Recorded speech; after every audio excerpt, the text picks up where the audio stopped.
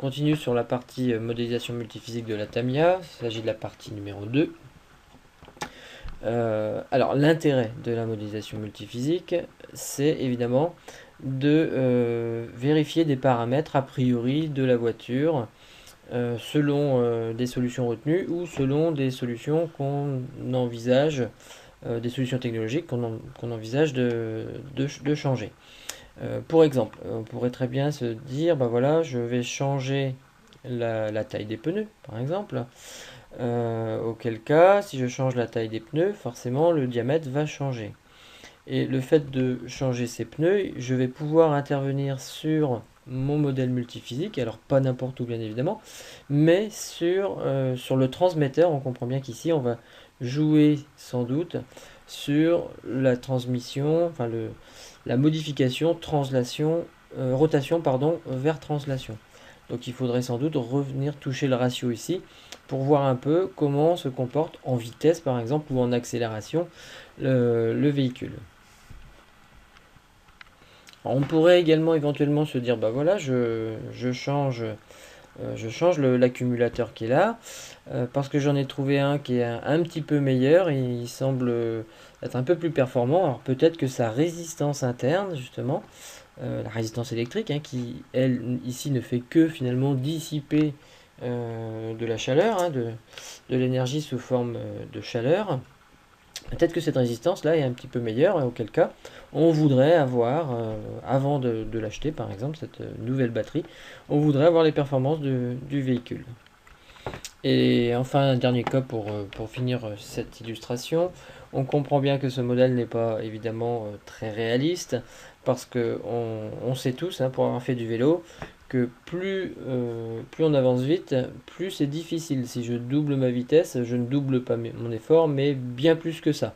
Donc ça veut dire qu'il y a un effort en fait résistant au déplacement dans l'air qui n'est pas constant.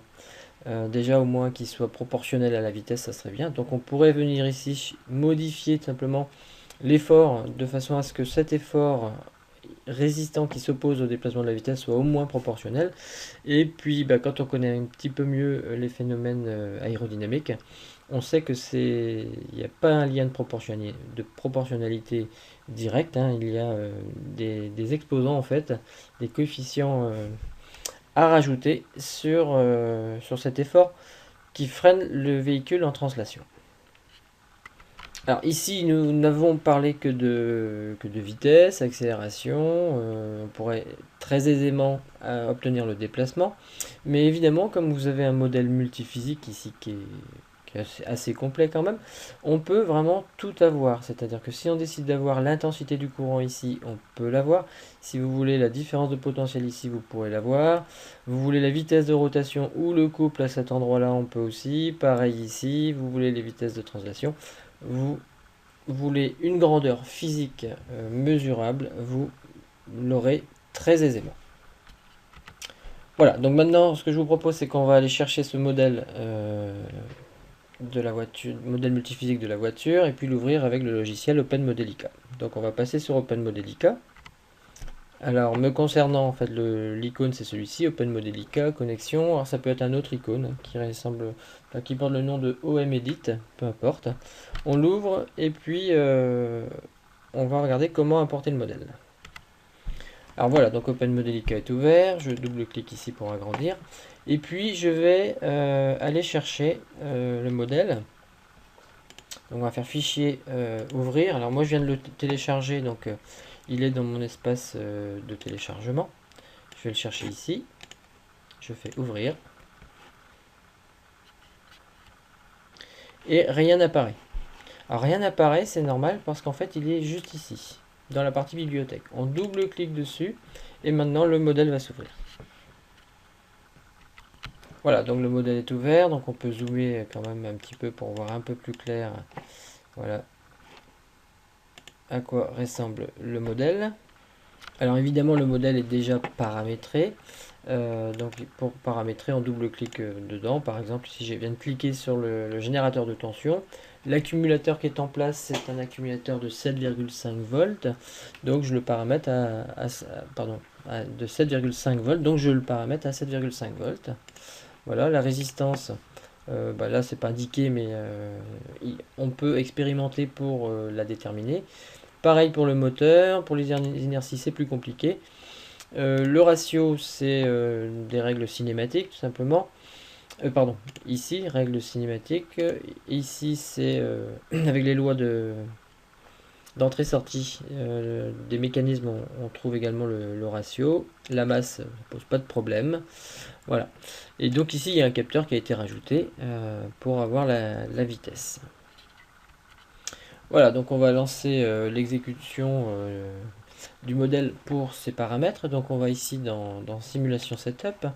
Et puis, alors une seconde, c'est peut-être un petit peu court comme temps de simulation. On va mettre 5 secondes par exemple. Et puis, on va faire simuler.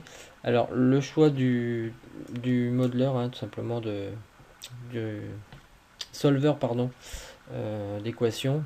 Moi, je laisse toujours par défaut.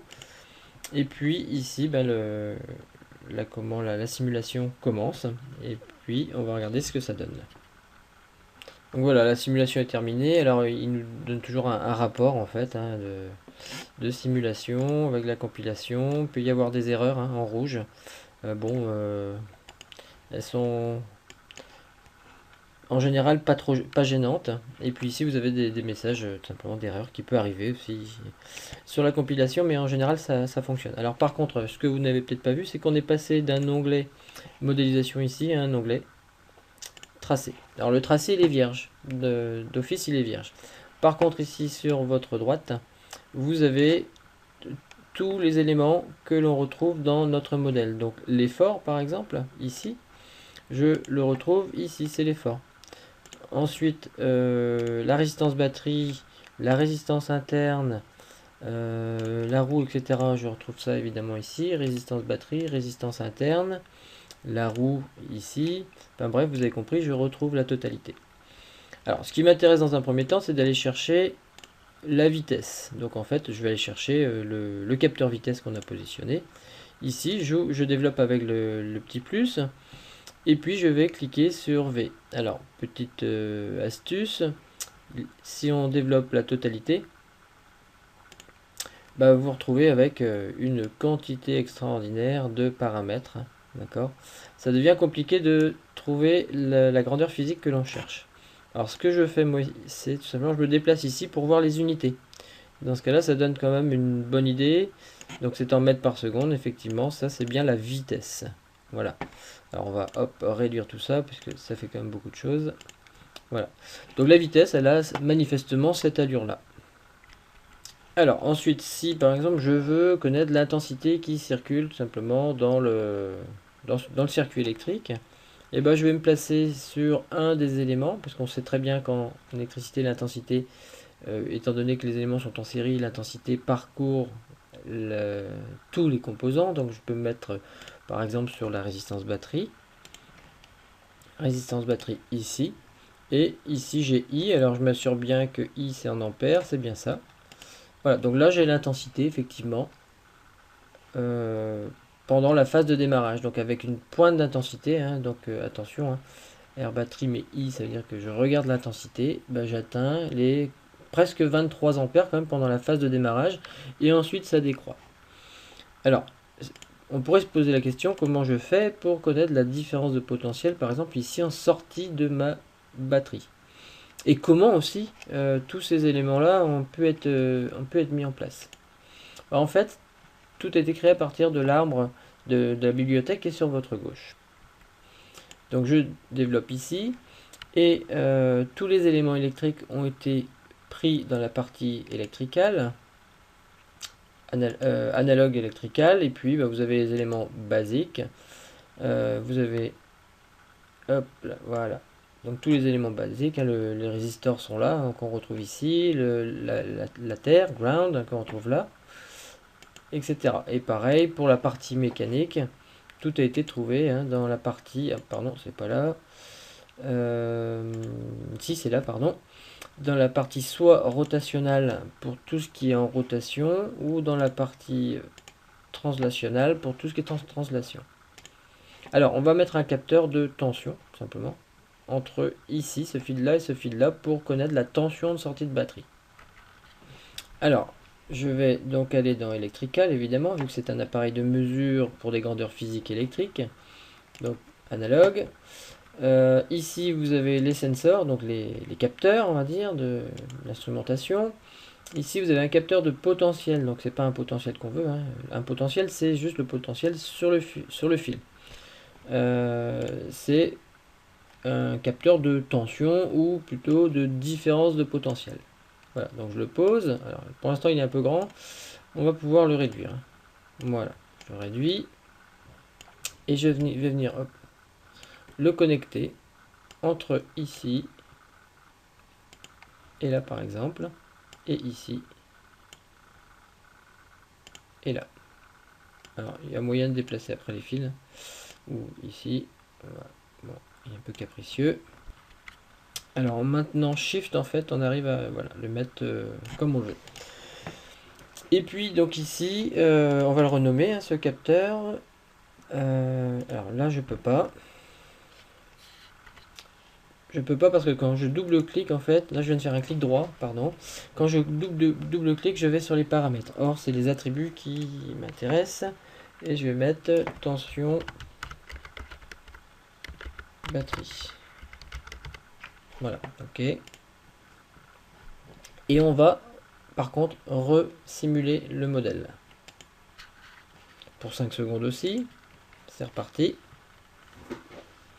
Voilà, donc la simulation est terminée. Je vais fermer ici ceci. Et puis, donc, je vais aller chercher tout simplement, hein, vu que j'ai mis un voltmètre, en fait, hein, un capteur de différence de potentiel que j'ai appelé tension batterie. Je vais aller le rechercher ici. Donc, tension batterie, qui est ici. Et puis, vous voyez qu'ici, là, j'ai un V. Bon, je regarde bien, c'est bien des volts. Donc, effectivement, donc en vert, ici, j'ai l'évolution de la tension, en fait, pendant la phase de démarrage. Alors, ce qu'on va faire, c'est qu'on va décocher vitesse, voilà. Donc, j'ai l'intensité en rouge et la tension en bleu cette fois-ci. Donc on a la possibilité évidemment de changer la couleur. Alors moi j'aime bien la tension en vert. Je sais pas si c'est assez gros d'ailleurs. Voilà, donc c'était juste pour vous montrer effectivement l'évolution de la tension pendant la phase de démarrage. Donc on voit qu'elle chute pendant la phase de démarrage. C'est normal étant donné qu'on a une pointe d'intensité au démarrage et que dans notre modèle on a une résistance de batterie. Donc forcément cette résistance de batterie crée une chute de tension plus importante quand le courant est plus important. Donc tout s'explique. Voilà, donc j'en ai terminé pour la présentation de la modélisation multiphysique. C'est un rapide aperçu, mais ça donne les possibilités quand même de ce que l'on peut faire avec ces modèles multiphysiques, associés en plus à des modèles volumiques tels que SolidWorks, en termes de conception et de prédétermination des performances. Ce sont deux outils très intéressants. Voilà, c'est terminé.